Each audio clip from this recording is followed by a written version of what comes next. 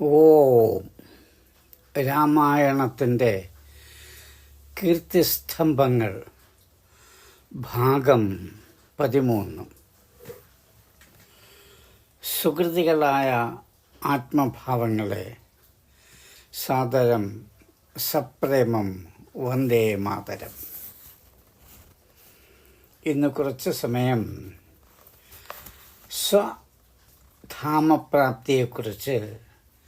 സ്വധാമപ്രാപ്തിയെക്കുറിച്ച് മനനം ചെയ്യാം. ദുഃഖശോകസമന്വിതനായ രാമൻ മന്ത്രിമാരോടും പുരോഹിതന്മാരോടും പറഞ്ഞു, ധർമ്മവത്സലനായ ഭരതനെ അയോധ്യാധിപതിയായി വാഴിച്ച ശേഷം ഞാൻ വനത്തിലേക്ക് പോവുകയാണ്. അമാന്തിക്കാതെ അതിന് വേണ്ട ഒരുക്കങ്ങളൊക്കെ കൂട്ടുവിൻ. ഇന്ന് തന്നെ ലക്ഷ്മണൻ പോയ വഴിയെ ഞാനും പോകുന്നു. ഭരതനത് തീരെ സമ്മതമായില്ല. രാമനെ പിരിഞ്ഞിരിക്കാൻ ഭരതൻ ഒന്നുകൊണ്ടും കൂട്ടാക്കിയില്ല. കുശനെ കോസലത്തിലും ലവനെ ഉത്തര രാജ്യങ്ങളിലും വാഴിക്കണമെന്ന് ഭരതൻ അഭിപ്രായപ്പെട്ടു. ശത്രുഘ്നനെ കൂട്ടിക്കൊണ്ടുവരാൻ ആളെ വേഗം അയക്കണമെന്ന് നിർദ്ദേശിച്ചു. അപ്പോഴേക്കും പ്രജകൾ രാമനോടൊപ്പം തങ്ങളുമുണ്ട് എന്നും പറഞ്ഞ് രോദനം തുടങ്ങുന്നു. കാട്ടിലേക്കോ കടലിലേക്കോ എങ്ങോട്ടായാലും തങ്ങളെ കൂടി കൊണ്ടുപോകണമെന്നാണ് അവർ ഭക്തിയാദരവോടുകൂടി നിർബന്ധിക്കുന്നത്. ശ്രീരാമചന്ദ്രൻ്റെ അവസാന നിമിഷം സകലരും സരയുവിൽ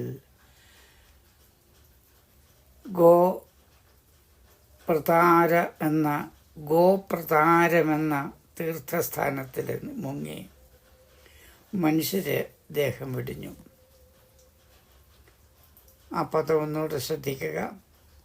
സകലരും സരയുവിൽ ഗോപ്രതാരം എന്ന തീർത്ഥസ്ഥാനത്തിൽ മുങ്ങി മനുഷ്യദേഹം വെടിഞ്ഞു സ്വർഗത്തിലെത്തി. തിരിയൊക്കളും സ്ഥാവരങ്ങളും കൂടി സരയുവിൽ മുങ്ങി ദേവലോകത്തിലെത്തിച്ചേർന്നു. ബ്രഹ്മദേവൻ നിയതിയുടെ നിശ്ചയങ്ങളെല്ലാം മുൻകൂട്ടി കണ്ടിരുന്നു. അവരെയെല്ലാം യഥാസ്ഥാനം വാഴിച്ചു. ശ്രീ വിഷ്ണു ഭഗവാൻ പണ്ടേ പോലെ വൈകുണ്ഠത്തിൽ വാണരുളാനും തുടങ്ങി. ആത്മഭാവങ്ങളെ വാത്മീകൃതമായ ഈ രാമായണം, രാമചരിതം ബ്രഹ്മപൂജിതമാകുന്നു.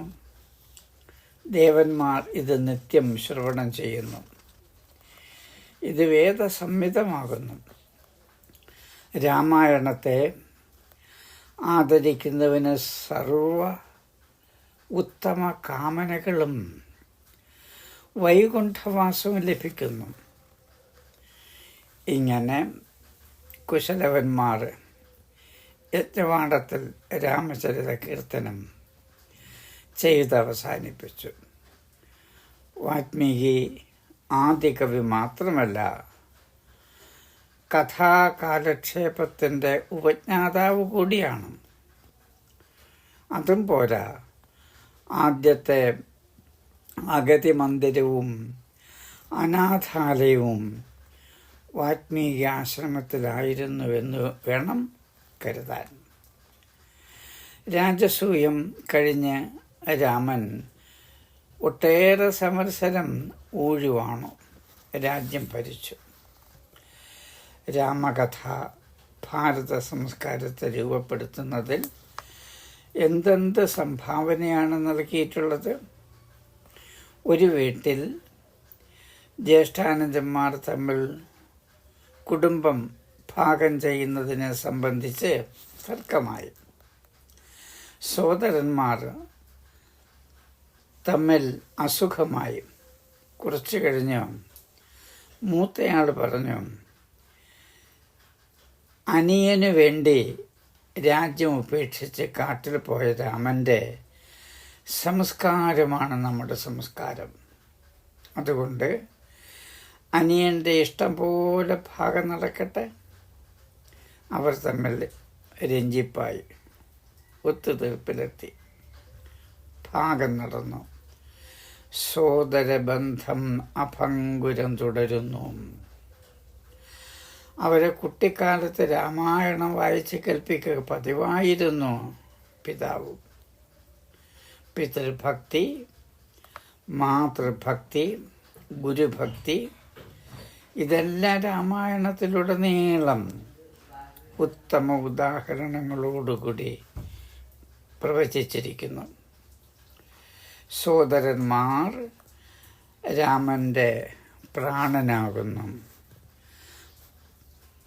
പതിവ്രതാധർമ്മത്തിന് ഭാരതത്തിൽ ഇത്രയും സ്വാധീനതയുണ്ടാക്കാൻ സീതാദേവിയാണ് കാരണം. ഭാര്യയോടൊഴിഞ്ഞ് പരസ്ത്രീയെക്കുറിച്ച് രാമൻ ഒരിക്കൽ പോലും സ്മരിച്ചിട്ടില്ല.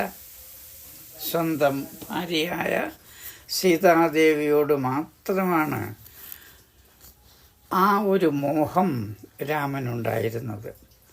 മറ്റാരോടും യാതൊരു വിധത്തിലുള്ള താല്പര്യവും പരസ്ത്രീകളോട് രാമൻ കാട്ടിയിട്ടില്ല. അതാണ് ഉത്തമ കുടുംബജീവിതത്തിൻ്റെ മാതൃക ഭഗവാൻ ശ്രീരാമചന്ദ്രൻ നമുക്ക് പറഞ്ഞു തരുന്നത്. ഭാര്യാഭർത്താക്കന്മാർ തമ്മിലുള്ള സ്നേഹാദര വിശ്വാസങ്ങളുടെ ദാർഢ്യത്തെ ആശ്രയിച്ചാണ് കുടുംബത്തിൻ്റെ കെട്ടുറപ്പ് നിൽക്കുന്നത്. ഒരു വ്യക്തിക്ക് പുത്രൻ, സോദരൻ, ഭർത്താവ്, പിതാവ് എന്നീ നിലകളിൽ സമർത്ഥമായും സുഗമമായും വർത്തിക്കാൻ രാമൻ്റെ ദർശനം നമ്മെ പഠിപ്പിക്കുന്നു. അതാണ് രാമായണത്തിൻ്റെ മഹത്വവും. എന്താണ് ഇതിനെല്ലാം അടിസ്ഥാനമെന്ന് ചോദിച്ചാൽ സ്വാർത്ഥത്യാഗവും സേവാസന്നദ്ധതയും സ്നേഹവും മാത്രമാണ്. ശ്രീരാമചന്ദ്രൻ്റെ ജീവിതത്തിൽ സ്വാർത്ഥപ്രേരിതമായ ഒരു പ്രവൃത്തി പോലും കാണാൻ കഴിയുന്നില്ല. ഗുരുജനങ്ങൾക്കോ സ്വജനങ്ങൾക്കോ പ്രജകൾക്കോ വേണ്ടി എന്ത് ത്യാഗവും ഭഗവാൻ ശ്രീരാമചന്ദ്രൻ ചെയ്യുമായിരുന്നു. ത്യാഗവും സേവനവുമാണ് രാമ ജീവിതത്തിൻ്റെ ഊടും പാവും. രാമോ വിഗ്രഹവാൻ ധർമ്മ എന്നത് സമർത്ഥിക്കുകയാണ് വാൽമീകി മഹർഷി സുകൃതിയിലൂടെ സാധിച്ചിരിക്കുന്നത്. ത്രിവർഗങ്ങളിൽ അർത്ഥവും കാമവും ധർമ്മത്തിന് വേണ്ടി മാത്രമാണ്. അവ ധർമ്മത്തിന് വിപരീതമായാൽ നിസ്സംശയം രാമൻ അവയെ കൈവിടുകയെ തന്നെ ചെയ്തു.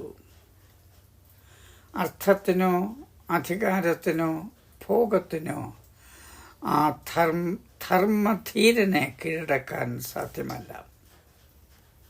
ശ്രീരാമചന്ദ്രൻ ധർമ്മധീരനാണ്. ധർമ്മസ്ഥൈര്യത്തിൽ നിന്നുളവായ ആ അമാനുഷമായ ഇച്ഛാശക്തിയുടെ മുമ്പിൽ എതിർപ്പുകളൊക്കെ ഓടിമറയുന്നു.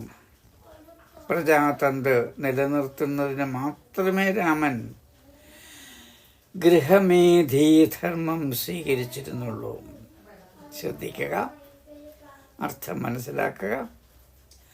12 വർഷം 12 കൊല്ലം 12 സംവത്സരം അയോധ്യയിലും 13 വർഷം അടവിയിലും രാമൻ സപത്നിയോടൊത്ത് പാർത്തുവെങ്കിലും പട്ടാഭിഷേകത്തിന് ശേഷമേ അദ്ദേഹം അപത്യലാഭത്തിനായി ചിന്തിക്കുന്നുള്ളൂ. എന്തൊരു ഇച്ഛാശക്തിയും എന്തൊരു വ്രതനിഷ്ഠയുമാണെന്ന് ഓർക്കുക. ആത്മഭാവങ്ങളെ ഭാരതത്തിലെ വ്യക്തിജീവിതവും കുടുംബജീവിതവും അങ്ങനെ സീതാരാമന്മാരാൽ രൂപീകൃതമാകുന്നു. ഇനി മറ്റ് തലങ്ങളെക്കുറിച്ച് നോക്കാം, ചിന്തിക്കാം. നമ്മുടെ ശില്പം, സംഗീതം, ക്ഷേത്രങ്ങൾ ഇവയുടെ മേൽ രാമായണത്തിനുള്ള സ്വാധീനം അളവറ്റതാണ്. ഭാരതീയ ഭാഷകളിലേതെങ്കിലും എണ്ണപ്പെട്ടവയുടെ കൂട്ടത്തിൽ ഉൾപ്പെടുത്താമെങ്കിൽ അതിൽ വാൽമീകിയുടെയും വ്യാസൻ്റെയും കൃതികളുണ്ടായിരിക്കണം.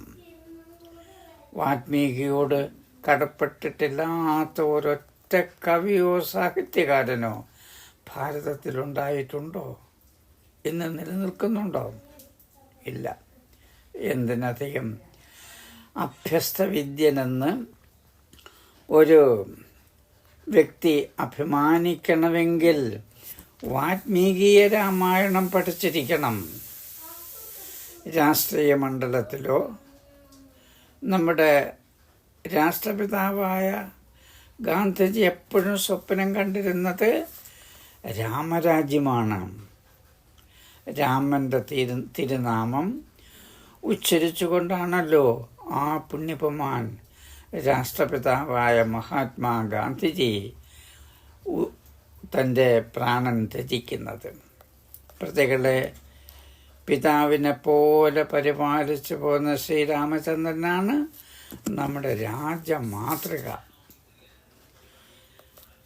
ഭാരതത്തിൽ മാത്രമേ ഇത്രയും ഉത്കൃഷ്ടമായിട്ടുള്ള രാജമാതൃക മറ്റെങ്ങും കാണുകയില്ല. മാതൃക രാജ്യഭരണം അത് രാമായണമാണ് നമുക്ക് പ്രദാനം ചെയ്യുന്നത്. ഭക്തന്മാർ രാമഭക്തി ഭരിതരായിട്ട് ആനന്ദമഗ്നരായിട്ട് കൃതകൃത്യരായിത്തീരുന്നു. ശ്രീരാമചന്ദ്രനെ ധ്യാനിച്ചും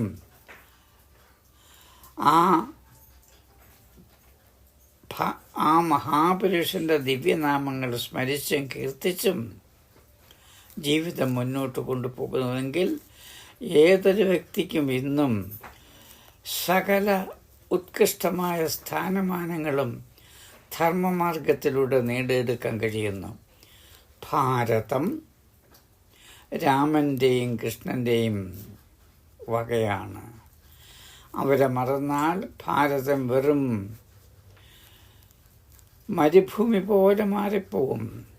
മനുഷ്യന് ശാന്തിയും സമാധാനവും സംതൃപ്തിയും സൗഹൃദവും അഭികാമ്യങ്ങളായിരിക്കുന്നിടത്തോളം കാലം സീതാരാമന്മാർ ഓരോ ഭാരതീയൻ്റെയും ഹൃദയത്തിൽ പ്രകാശിച്ചുകൊണ്ടേയിരിക്കും. ഓം ശ്രീ സീതാലക്ഷ്മണ ഭരതശത്രുഘ്ന ഹനുമ സമേത ശ്രീരാമചന്ദ്ര പരമാത്മനേ നമഃ. ശുഭം ഭൂയാത്. ഓം ശാന്തി ശാന്തി ശാന്തി.